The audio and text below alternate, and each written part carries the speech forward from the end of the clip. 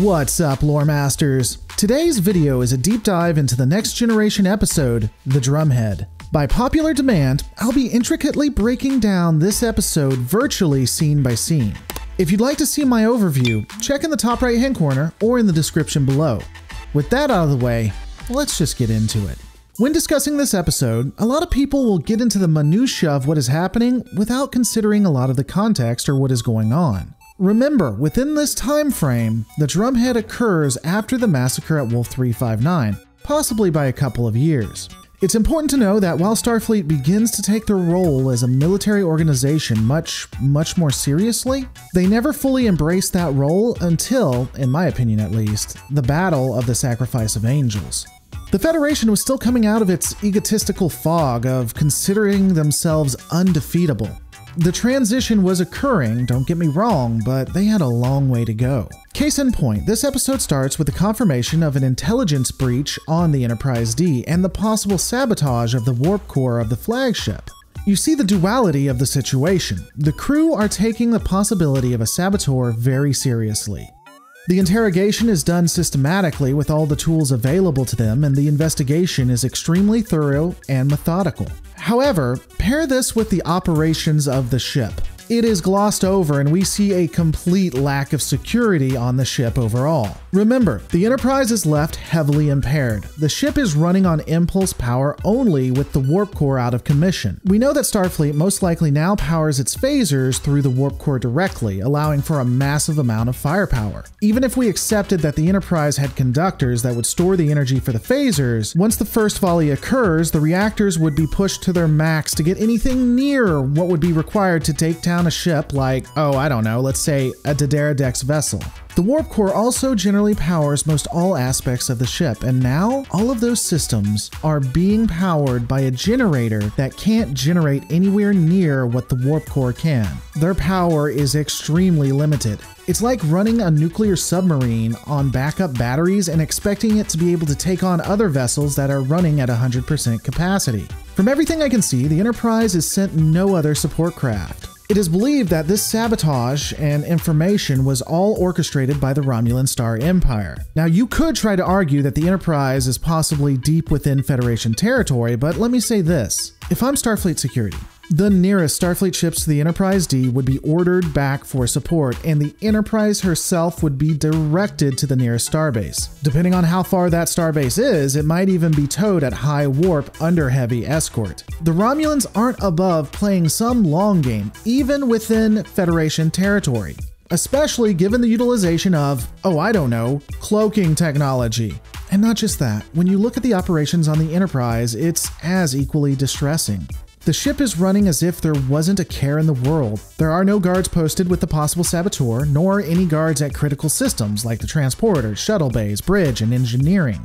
And this is really remarkable. We see time and again where technology like transporters have been utilized to cause all kinds of hell, and there's no concern? With the ship so crippled, it should at least be running on yellow alert with non-essential crew remanded to their quarters. All systems would be powered on an as-needed basis. Transporters, holodecks, shuttle bays, and other systems would be powered down with a focus on life support, shields, weapons, and propulsion. Again, this is just bizarre to me. They definitely treat the trials and investigation with the mentality of a military, but the policies and defensive measures are not there yet.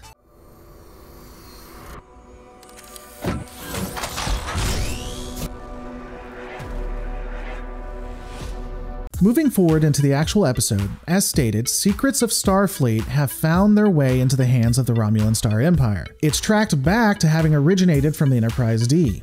At about the same time, the warp core is disabled, and it appears that these two events are linked. After a brief investigation, it is determined that the possible spy is a Klingon exchange officer. We begin with the interrogation of the officer, and I'll be honest, I find it pretty intriguing. Riker asks the Klingon officer why he was accessing the computer for detailed specifics on the warp drive. The officer of course denies it, and Riker counters that the computer logged his use of a console and what he accessed. Now here's an interesting side note. This does show that all of the personnel on the Enterprise are being monitored. The computer was able to directly pinpoint where the Klingon officer was and what he was doing.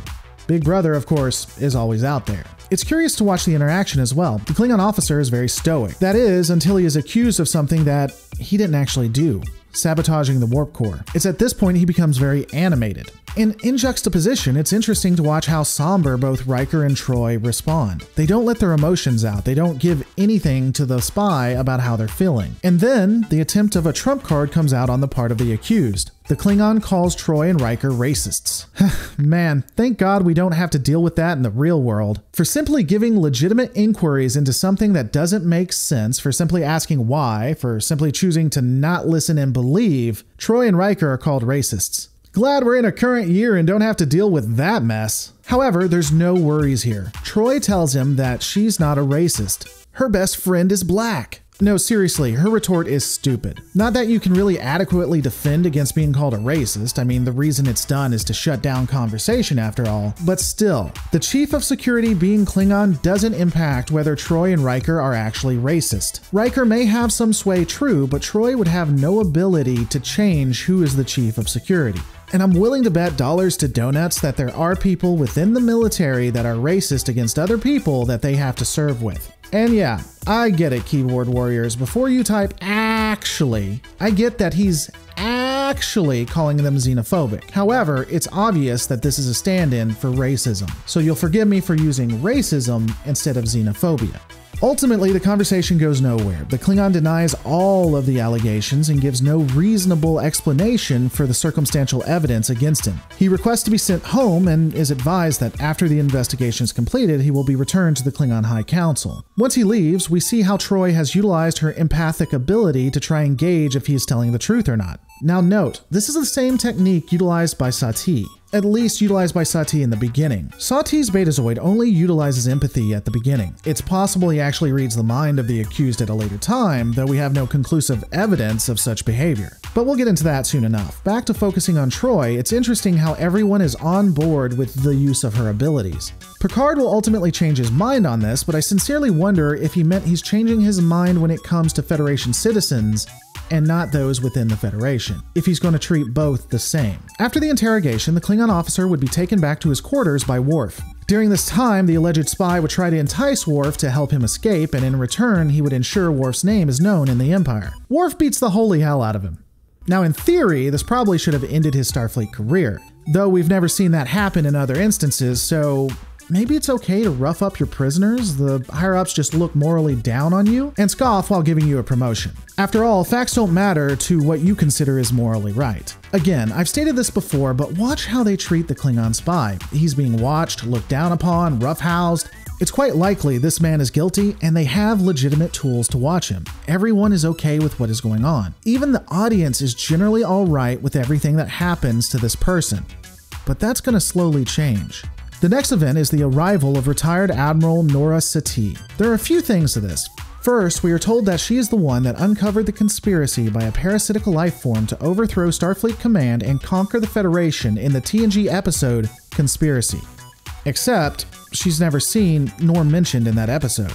And it was quite obviously Picard and Riker who determined the invasion was occurring. Now, it's possible that maybe after these events, while Picard and Riker were put in jail for mutiny and murder of high-ranking officials, that she was able to determine what occurred and to the extent that the parasitic creatures had infiltrated the Federation.